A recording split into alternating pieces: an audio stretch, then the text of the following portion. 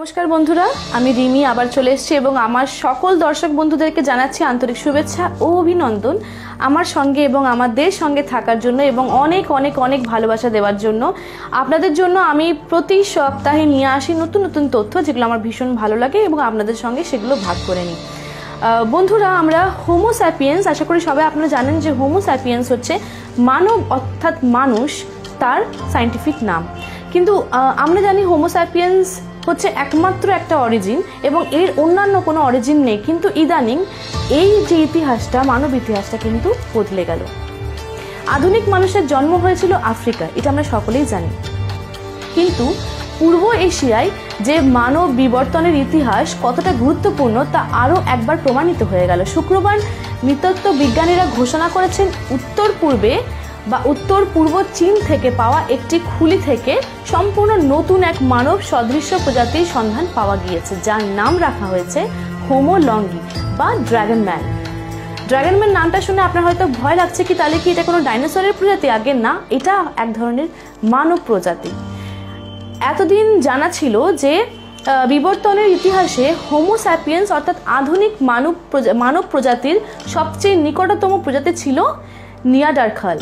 কিন্তু এখন আবিষ্কারের পর বিজ্ঞানীদের দাবি হলো যে হোমো স্যাপিয়েন্সের সবথেকে কাছের যে অরিজিনটা হলো বা সবথেকে নিকটবর্তী যে প্রজাতিটা হলো সেটা হলো হোমো লঙ্গি, যা অনেক দিন থেকেই কিন্তু একটা তথ্য হয়ে রয়েছে।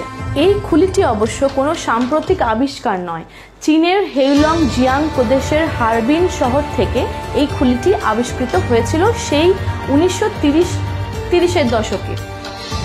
লংজিয়াং নদীর পাশে এই খুলিটি মিলেছিল, সেই থেকেই তার নাম হয়েছে হোমো লঙ্গি বা ড্রাগন মানব। কারণ লংজিয়াং অর্থাৎ এই কথার অর্থ হলো ড্রাগন নদী। তবে সেই সময় ওই খুলি জাপানি সেনাবাহিনীর হাতে চলে যেতে পারে এই আশঙ্কায় মোটামুটি 80 থেকে 85 বছর ধরে সেটি লুকানো ছিল এক এলাকার একটি কূপে।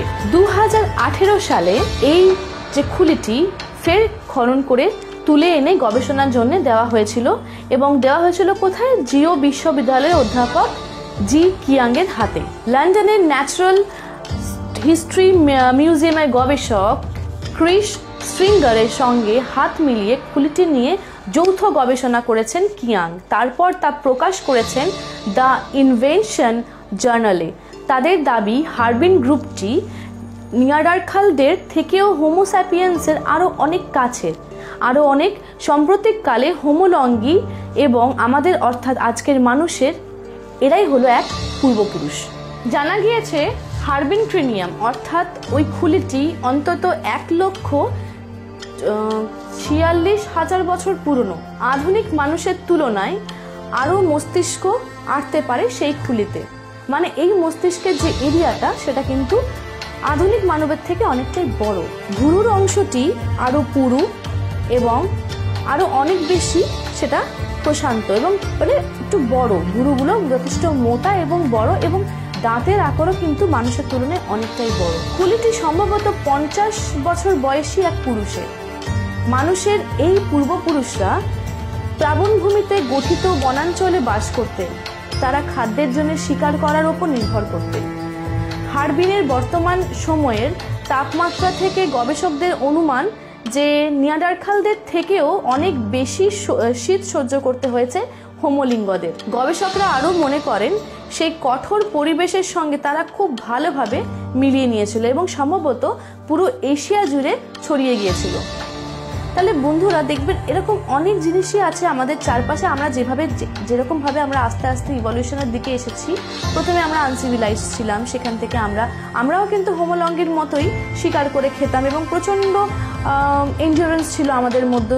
প্রচণ্ড তাপ, প্রচণ্ড শীত আমরা কিন্তু সহ্য করে তারপরে কিন্তু আমরা এই ট্রান্সফরমেশনে আসতে পেরেছি। এরকম অনেক অ্যানিমালসও আছে, জীবজন্তু আছে যাদের কিন্তু প্রচুর ট্রান্সফরমেশন এসছে। যারা বায়োলজি নিয়ে পড়ছেন তারা এই ট্রান্সফরমেশন, অ্যাডাপ্টেশন নিয়ে পড়ে থাকবেন এবং তারা নিশ্চয়ই এই জিনিসটাকে আরও ভালোভাবে জানবেন। আশা করছি আপনারা কমেন্ট সেকশনে অবশ্যই আপনাদের ভ্যালুয়েবল কমেন্টসগুলো দেবেন, যাতে আমরা আরও মোটিভেট হতে পারি। আরও নতুন কিছু তথ্য জানা থাকলে আপনাদের আমাদেরকে অবশ্যই জানাবেন। আজকে আমি এখানেই শেষ করছি। পরবর্তী পর্বে নিয়ে আসবো আরও নতুন কিছু। সঙ্গে থাকবেন এবং ভালো থাকবেন। ধন্যবাদ।